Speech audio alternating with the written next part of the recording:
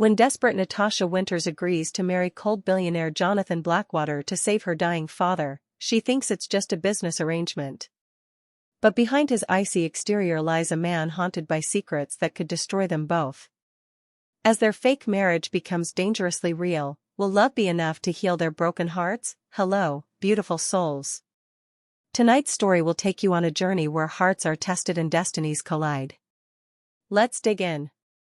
The fluorescent lights of Sacred Heart Hospital cast harsh shadows across Natasha Winters' face as she clutched the doctor's diagnosis in trembling hands. Stage 4 pancreatic cancer. 6 months without treatment. 2 years with the experimental therapy that cost more than she would earn in a lifetime. There has to be another way, she whispered, her voice barely audible in the sterile corridor. Dr. Martinez's weathered face showed the compassion of a man who had delivered too much bad news. I'm sorry, Miss Winters. The treatment is cutting edge, but insurance won't cover it. Without immediate intervention. The words faded as Natasha's world tilted. Her father, the man who had raised her alone after her mother's death, who had worked double shifts to put her through art school, was dying. And she was powerless to save him. 3 days later, Natasha sat in the opulent dining room of Lou Bernardine, feeling like an imposter in her only decent dress.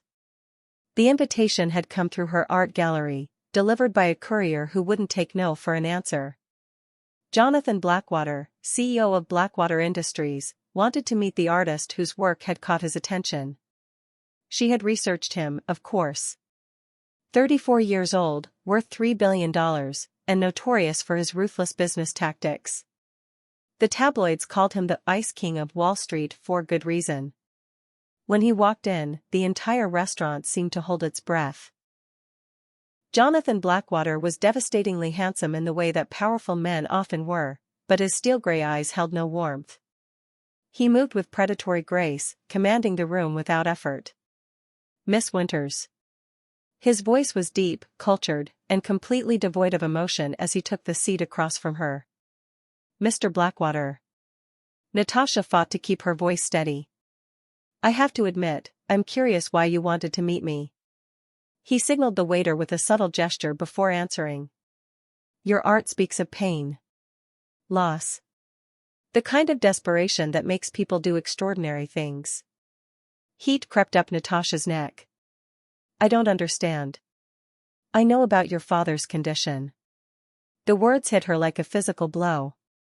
Jonathan continued as if discussing stock prices. Stage 4 pancreatic cancer. The experimental treatment at Johns Hopkins. The medical bills that will bankrupt you even if the treatment works. Natasha's blood ran cold. How do you? I make it my business to know things that might prove useful. He leaned back as wine was poured, never taking his eyes off her face. Someone on my board heard about your situation through their charity connections.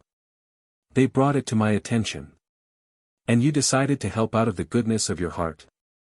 Natasha couldn't keep the skepticism from her voice. A ghost of a smile crossed his lips. I don't do anything purely out of goodness, Miss Winters. I have a proposition for you. Natasha felt her stomach drop. She had heard enough stories about powerful men and their propositions to know this wouldn't be simple charity. What kind of proposition? Jonathan signaled for more wine before answering. The silence stretched between them like a spider's web. I need a wife. The words hung in the air like a challenge. Natasha blinked, certain she had misheard. Excuse me. A wife, he repeated calmly, as if discussing the weather. My board of directors has been pressuring me to settle down. They believe it would improve my public image and make me appear more stable to investors. I've decided they're right. Natasha stared at him in disbelief. And you think I'm going to marry you for money? You don't even know me. I know enough. Jonathan's reply was measured, clinical. You're intelligent, well-educated, and desperate enough to consider an arrangement that would benefit us both. I'll pay for your father's treatment, all medical expenses, and provide you with a comfortable lifestyle. In return, you play the role of my devoted wife for 1 year. The impossible choice crashed over her like a tsunami. This couldn't be real. People didn't actually propose marriage to strangers, especially not billionaires who could have anyone they wanted. This is insane, she breathed. You could marry anyone. Models, actresses, socialites who actually want this kind of life. Jonathan's expression remained unchanged. Those women want something real. Love, romance, a fairy tale ending. I can't give them that. What I'm offering you is honest. A business transaction. Nothing more, nothing less. And what makes you think I don't want love and romance? Natasha asked, her voice rising slightly. For the first time, something flickered in Jonathan's eyes. Something that looked almost like understanding. Because right now, you want your father to live more than you want anything else in the world. The truth of his words hit her like a physical blow. He was right. She would do anything to save her father. Even marry a cold, calculating stranger who saw her as nothing more than a business asset. I need time to think, she whispered. Jonathan reached into his jacket and pulled out a business card. You have 24 hours. After that, the offer expires, and you'll never see me again. As he stood to leave, Natasha found herself asking, why me? Really? Jonathan paused, and for just a moment, his mask slipped. She caught a glimpse of something wounded in his eyes before it vanished. Because you're the only person I've met who understands that survival sometimes requires sacrificing everything you thought you wanted. He left her sitting alone with the weight of an impossible decision and the terrifying realization that Jonathan Blackwater might understand her better than she understood herself. Natasha stood in her father's hospital room, watching his chest rise and fall with the mechanical assistance of an oxygen mask. Richard Winters had always been a strong man, broad-shouldered from years of construction work, but cancer had reduced him to a shadow. His weathered hands, once steady enough to frame houses, now trembled as they gripped hers. Promise me something, sweetheart, he whispered, his voice barely audible. Don't sacrifice your life for mine. I've lived. You haven't even started. The irony was suffocating. If only he knew what she was about to do.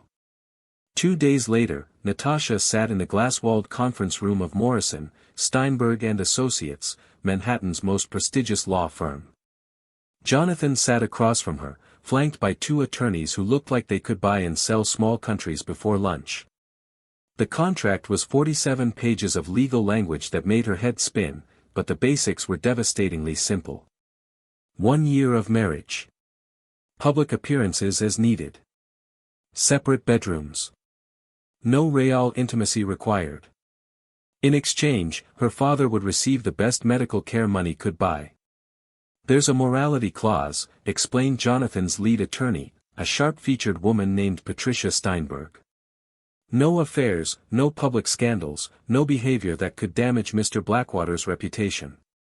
And if I violate it? Natasha asked. Immediate termination of the contract and all medical support, Patricia replied without emotion. Natasha felt the walls closing in. She was selling herself, no matter how they dressed it up in legal terminology.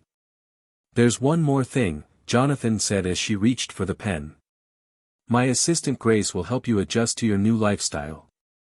New wardrobe, etiquette lessons, anything you need to fit into my world.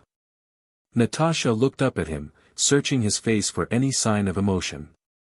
And what if I can't fit into your world? What if I'm not good enough to play the part? Jonathan's eyes met hers, and for just a moment she thought she saw something softer there. Something that looked almost like encouragement. You're stronger than you think, Natasha. You'll adapt. The pen felt impossibly heavy in her hand. With her signature, she was signing away a year of her life, her freedom, her dreams of finding real love. But Richard Winters would live. She signed her name with a hand that trembled only slightly. Welcome to the family, Jonathan said, though his tone suggested anything but warmth. The transformation began immediately. Grace Martinez turned out to be a woman in her 50s with kind eyes and the organizational skills of a military general. She whisked Natasha away to appointments that blurred together in a haze of measurements, fittings, and consultations. Jonathan's penthouse was everything Natasha had expected and nothing she had hoped for. 60 floors above the city, floor-to-ceiling windows offered a stunning view that felt more like a prison than a paradise. The space was cold, modern, and completely devoid of personality. Every surface was pristine, every angle calculated for maximum impact. "Your bedroom is down the hall," Grace explained, leading her through rooms that looked like they belonged in an architecture magazine. "Mr. Blackwater's is on the opposite end of the apartment. He values his privacy." The bedroom was larger than her entire apartment had been, with a walk-in closet that Grace had already filled with designer clothes in her exact size. "How did you know my measurements?" Natasha asked, running her fingers over a silk dress that probably cost more than she made in 3 months. Grace smiled warmly. "Mr. Blackwater is very thorough in his planning. He noticed what you were wearing when you first met and had his tailor estimate from there. Everything should fit perfectly." "This doesn't feel real," Natasha whispered. "It will," Grace assured her. "Mr. Blackwater wants you to be comfortable here. This is your home now." But it didn't feel like home. It felt like an elegant prison, and Jonathan was her jailer. Their first dinner together was a study in awkward formality. Jonathan sat at one end of the dining table, she at the other, with enough space between them for a small army. The meal was prepared by his private chef and served by staff who moved like ghosts. "We need to establish some ground rules," Jonathan said, cutting his steak with surgical precision. "We'll appear together at social functions and business events. You'll accompany me to board meetings when appropriate. In public, we're a devoted couple. In private, we maintain our distance." "What about my art?" Natasha asked. "My studio, my gallery showings. You can continue painting as a hobby, but nothing that interferes with your duties as my wife." The word hobby stung. Her art wasn't a hobby, it was her soul made visible, her way of processing a world that often felt too brutal to bear. "And if I want to maintain friendships? See my father?" Supervised and scheduled through Grace. "Your old life is over, Natasha. The sooner you accept that, the easier this will be." The clinical coldness of his tone made her snap. "You realize I'm not actually your property, right? I'm a human being with thoughts and feelings and a life that existed before you decided to buy me." Jonathan's knife paused mid-cut. When he looked up, his gray eyes had turned to ice. "You weren't bought, Miss Winters. You were saved. There's a difference." "Is there?" "Because from where I'm sitting, it feels exactly the same." For a moment, something dangerous flickered across his features. Then the mask slipped back into place. "You signed the contract," he said quietly. "You took my money. Your father is receiving treatment that will cost me nearly $2 million. So yes, there are expectations." The truth of it sat between them like a loaded gun. She had sold herself, dressed it up in noble intentions, but the transaction was the same. "The wedding is in 2 weeks, Jonathan continued as if nothing had happened. "Small ceremony, immediate family only. The announcement will go to the press tomorrow." Natasha felt her world tilt. 2 weeks. That's not enough time to. To what? Fall in love? Jonathan's smile was sharp enough to cut glass. "This isn't a romance novel, Natasha. It's a business merger. And business doesn't wait for feelings." That night, alone in her gilded cage of a bedroom, Natasha stood at the window looking out at the city lights. Somewhere down there, her father was sleeping peacefully for the first time in months, his cancer being fought by the best doctors money could buy. She had saved him. But as she caught her reflection in the glass, she wondered what she had condemned herself to become. 2 weeks later, she would find out, the wedding was a masterpiece of cold efficiency. City Hall, 2 witnesses, and a judge who looked bored enough to be performing a business filing rather than a marriage ceremony. Natasha wore a simple cream dress that cost more than most people's rent, and Jonathan looked devastatingly handsome in a charcoal suit that probably cost more than her old car. "Do you, Jonathan Blackwater, take Natasha Winters to be your lawfully wedded wife?" "I do." His voice was steady, emotionless, as if he were confirming a stock purchase. "Do you, Natasha Winters, take Jonathan Blackwater to be your lawfully wedded husband?" The words stuck in her throat. This was it. The point of no return. "I do." The kiss was brief, clinical, and felt like sealing a contract. Because that's exactly what it was. Their first public appearance as husband and wife was at the Metropolitan Museum's annual fundraising gala. Natasha wore a midnight blue gown that hugged her curves and made her feel like someone else entirely. The dress was beautiful, expensive, and felt like a costume for a role she wasn't sure she could play. Jonathan appeared at her bedroom door precisely at 7, looking devastatingly handsome in his tuxedo. The sight of him took her breath away, which annoyed her more than it should have. "You look beautiful," he said, his tone as neutral as if he were commenting on the weather. "Thank you." The compliment felt as empty as everything else about their arrangement. The gala was a whirlwind of introductions, small talk, and photographers. Jonathan kept his hand on her lower back, guiding her through the crowd with practiced ease. To everyone watching, they looked like the perfect couple. The billionaire and his mysterious artist wife, a modern fairy tale. Natasha smiled until her cheeks ached and answered questions about their whirlwind romance with responses Grace had helped her rehearse. The lies came easier than she expected, which worried her. "How did you know Jonathan was the one?" asked Margaret Thornton, wife of a tech mogul and queen of Manhattan society gossip. "When you meet the right person," Natasha heard herself say, "you just know. There's this moment when everything else fades away and it's just the two of you in the whole world." The irony was suffocating, but Margaret ate it up like expensive chocolate. It was during their first dance that something unexpected happened. The orchestra played a haunting waltz as Jonathan pulled her close, and they moved together to the soft music. His hand was warm against her back, his cologne subtle but intoxicating. For just a moment, Natasha forgot this was all pretend. "You're doing well," Jonathan murmured near her ear, his breath warm against her skin. "Don't sound so surprised," she whispered back. She was rewarded with what might have been the beginning of a real smile. The expression transformed his face, making him look younger, more human. Less like the Ice King and more like the man she sometimes glimpsed in unguarded moments. But back at the penthouse, the spell broke as quickly as it had been cast. Jonathan immediately retreated to his study, leaving Natasha alone in the vast living room.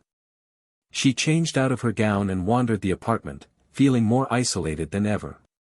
She found herself in Jonathan's library, running her fingers along the spines of leather-bound books.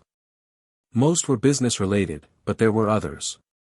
Classic literature, poetry, even some art books that surprised her. She pulled out a volume of Pablo Neruda's poetry and found a bookmark tucked between pages that had been read so many times the spine was cracked. "Finding anything interesting?" Natasha spun around to find Jonathan standing in the doorway, his tie loosened and jacket gone. Without the formal armor, he looked younger, more vulnerable. "I didn't know you read poetry," she said, holding up the book. Jonathan's jaw tightened almost imperceptibly. "There are many things you don't know about me." That was the point, wasn't it? Natasha challenged. "Keep everything simple and businesslike. No messy emotions or personal connections." Jonathan moved closer, and Natasha caught a glimpse of something raw in his eyes before he shuttered it away.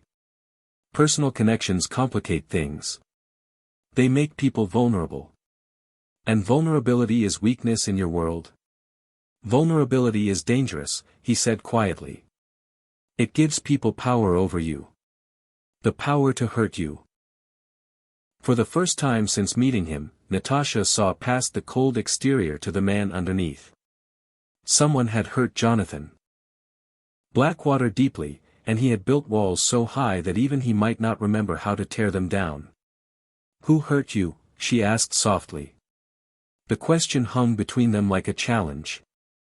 For a moment, Jonathan's mask slipped completely, and she saw pain so deep it took her breath away. Then his expression hardened. "That's not part of our arrangement," he said, his voice turning to ice. "Good night, Mrs. Blackwater." He left her standing alone in his library, holding a book of love poems that someone had read until the pages were soft with handling.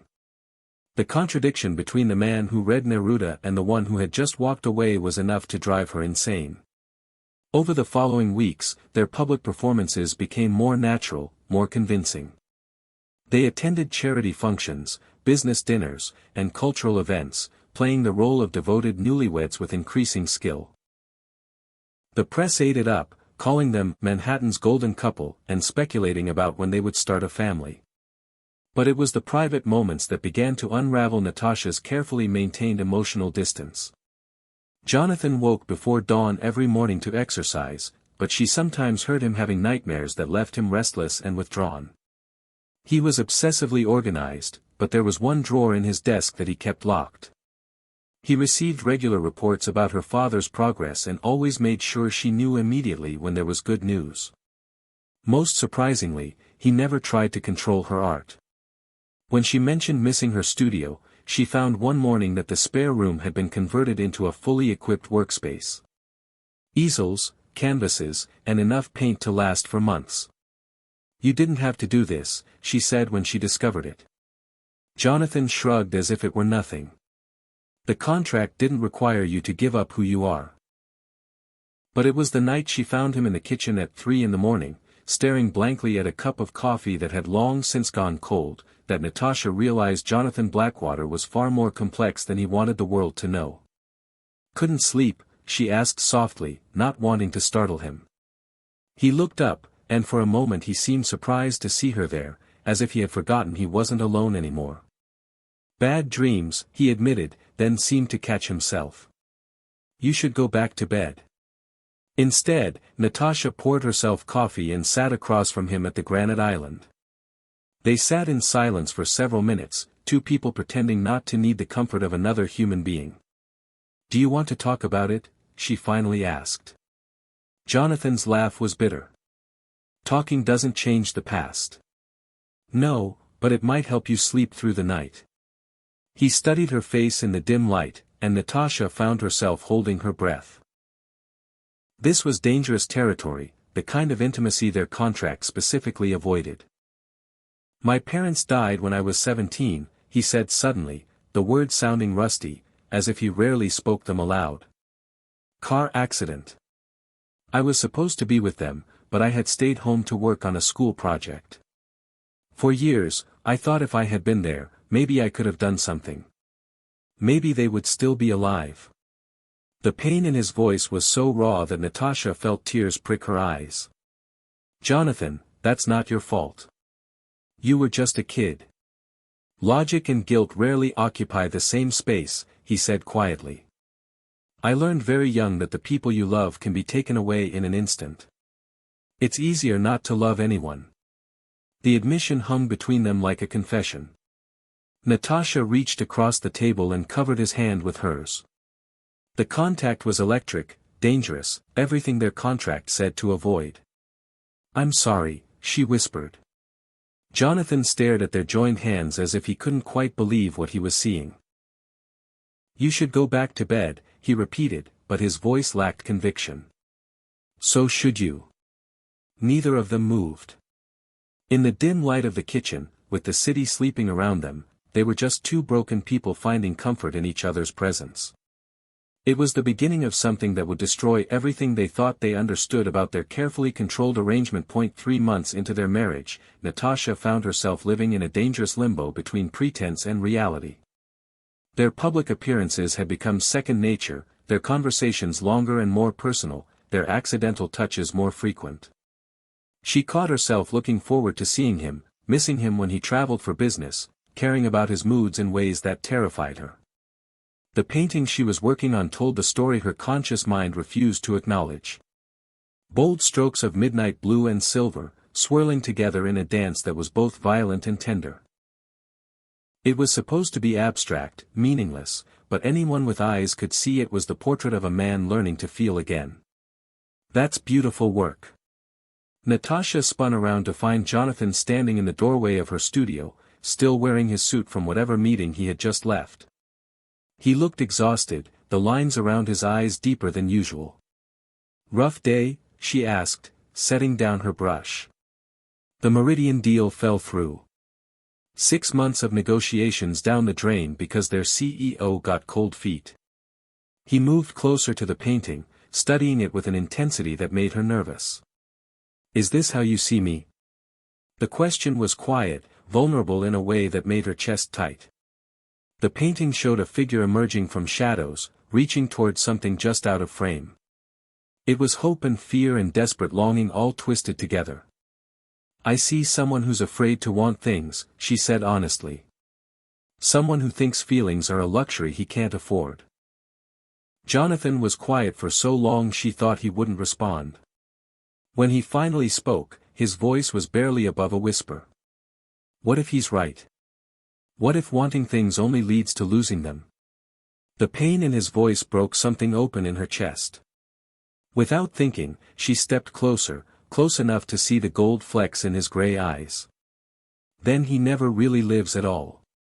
The air between them crackled with dangerous electricity. Jonathan's gaze dropped to her lips, and Natasha felt her heart hammer against her ribs. This was the line they had carefully avoided crossing, the boundary that kept their arrangement safe and simple. "Natasha," he breathed, her name a warning and a prayer all at once. Before she could lose her nerve, she rose on her toes and kissed him. It was soft, tentative, nothing like the clinical kiss they had shared at their wedding. This kiss tasted of longing and fear and something that felt dangerously close to love. Jonathan went rigid for a heartbeat, then his hands fisted in her hair and he was kissing her back with a desperation that stole her breath. They broke apart gasping, staring at each other like they had just committed a crime. "This isn't part of the contract," Jonathan said, but his hands were still tangled in her hair. "I know," Natasha whispered. "I don't care." That night, they broke every rule they had set for themselves. They talked until dawn about childhood fears and broken dreams, about the weight of expectations and the terror of disappointment. They made love with a tenderness that felt like coming home and a passion that threatened to consume them both. For 2 perfect weeks, they lived in a bubble of stolen happiness. Jonathan smiled more, laughed at her terrible jokes, brought her coffee in bed and kissed her goodbye like a real husband. Natasha painted with a joy she had forgotten she possessed, created art that sang with hope and possibility. She should have known it was too good to last. The call came on a Tuesday morning while Jonathan was in Tokyo on business. Grace's usually composed voice was tight with worry. "Mrs. Blackwater, there's a situation. Mr. Blackwater's ex-fiancée is here to see you." Natasha had never heard Jonathan mention an ex-fiancée, but then again, there was so much about his past that remained locked away. Victoria Ashford was everything Natasha was not. Tall, elegant, with the kind of classical beauty that graced magazine covers. She wore a white suit that probably cost more than most people's cars and carried herself with the confidence of someone who had never doubted her place in the world. "So you're the little artist Jonathan bought himself," Victoria said, settling into the living room like she owned it. "How quaint." "I'm his wife," Natasha replied, fighting to keep her voice steady. Victoria's laugh was like crystal breaking. "Oh, darling, is that what he told you? How sweet.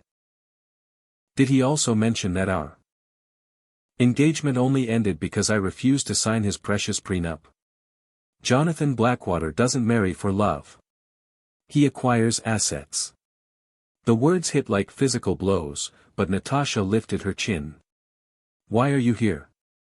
"To give you some friendly advice, woman to woman."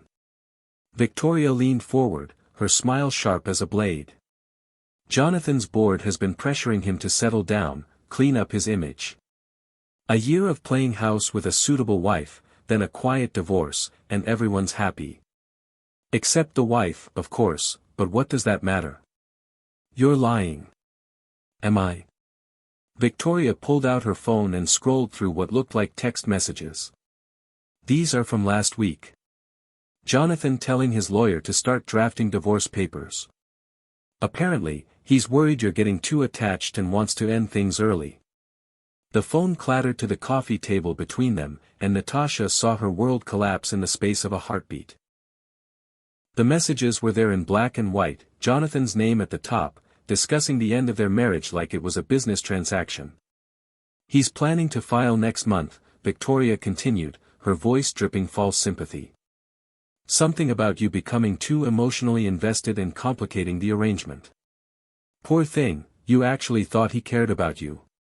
Natasha felt like she was drowning, the weight of her stupidity crushing her lungs. How had she been so naive? How had she let herself believe that their stolen moments of tenderness meant anything more than physical convenience? The best part, Victoria said, standing to leave, is that once the divorce is final, he's planning to come back to me. We have history, you understand. Real history, not some purchased fairy tale. After Victoria left, Natasha sat alone in the living room that had never felt like home, staring at the phone with its devastating evidence of her own delusions.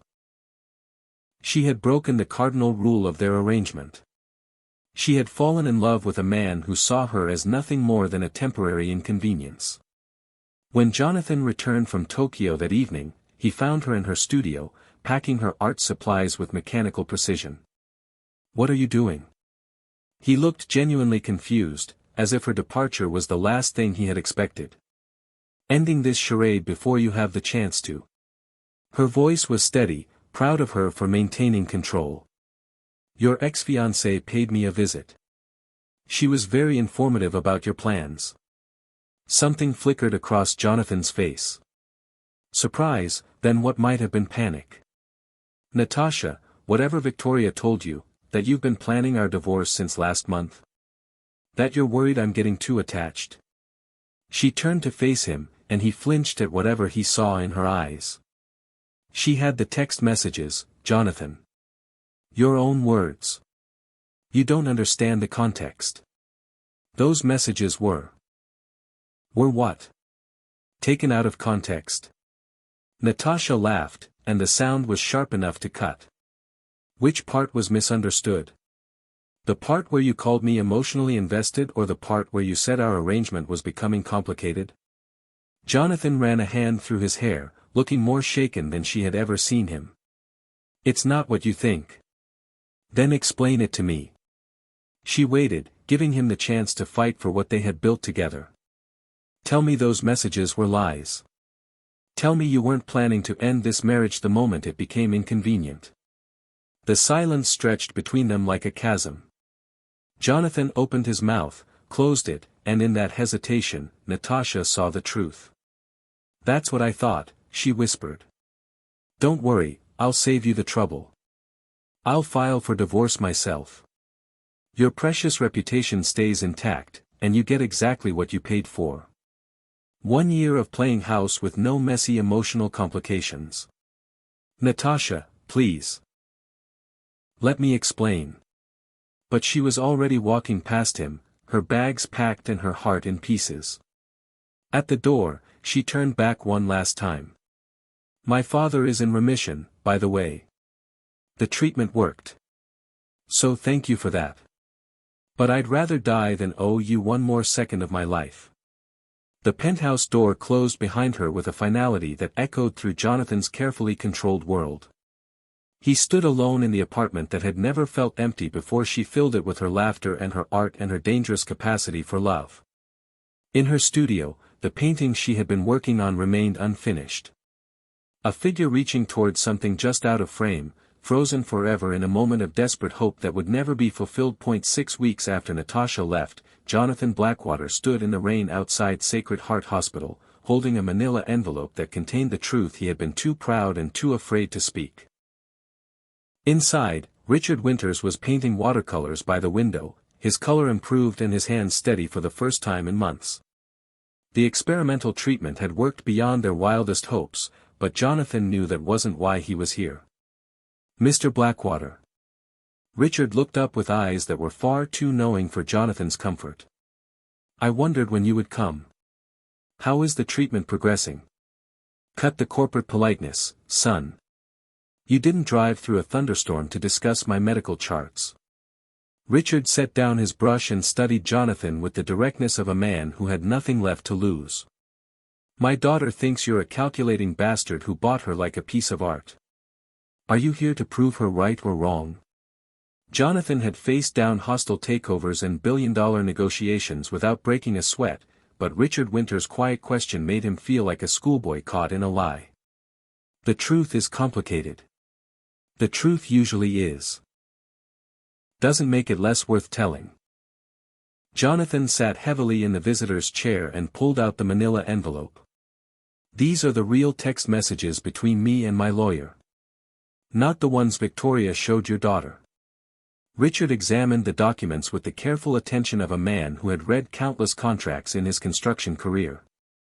The messages painted a very different picture than the ones Victoria had fabricated. Need to revise the contract. Natasha is falling in love, and I'm terrified I'm going to hurt her. The arrangement has become complicated because I care about her more than I ever intended to. Draft new papers removing all financial obligations from her end. If this ends, she should keep everything. She deserves better than a man who doesn't know how to love properly. Victoria doctored the messages, Jonathan said quietly. She's been trying to sabotage my relationships for 3 years, ever since I ended our engagement. She couldn't stand that I found something real with someone else. Richard was quiet for a long moment, then looked up with eyes that held both understanding and disappointment. So why didn't you fight for her? Why didn't you tell Natasha the truth when she confronted you? The question hit Jonathan like a physical blow. Because she was right about one thing. She deserves better than a man who saw her as a business transaction. Even if it became something else, it started as a lie. How do you build a real relationship on that foundation? You build it by telling the truth and letting her decide what she can forgive. Jonathan's laugh was bitter. She made her decision pretty clear when she walked out. Did she?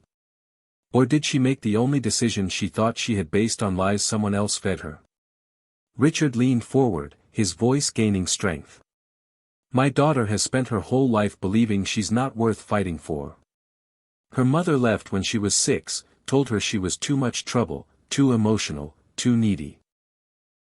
Natasha learned early that love comes with conditions and people leave when things get complicated. The words hit Jonathan like a revelation. All those times Natasha had pulled back when they got too close, all her comments about not being good enough for his world, the way she had expected him to abandon her. She was protecting herself, he whispered. Just like you were protecting yourself by not fighting for her. Richard's smile was sad but understanding. Two people afraid of love, convinced they don't deserve it, finding every excuse to push it away before it can hurt them. Jonathan stared out the window at the rain, seeing his own reflection superimposed over the gray cityscape. It's too late. She won't even take my calls. Then stop calling and start showing up. 3 days later, Natasha stood in her new studio apartment in Brooklyn, staring at a canvas that remained stubbornly blank. She had been trying to paint for weeks, but every time she picked up a brush, all she could see was Jonathan's face in that last moment before she left. The pain in his eyes that she had convinced herself was just wounded pride. The knock at her door was soft, tentative. She wasn't expecting anyone, and for a wild moment her heart leaped with the possibility that it might be Jonathan.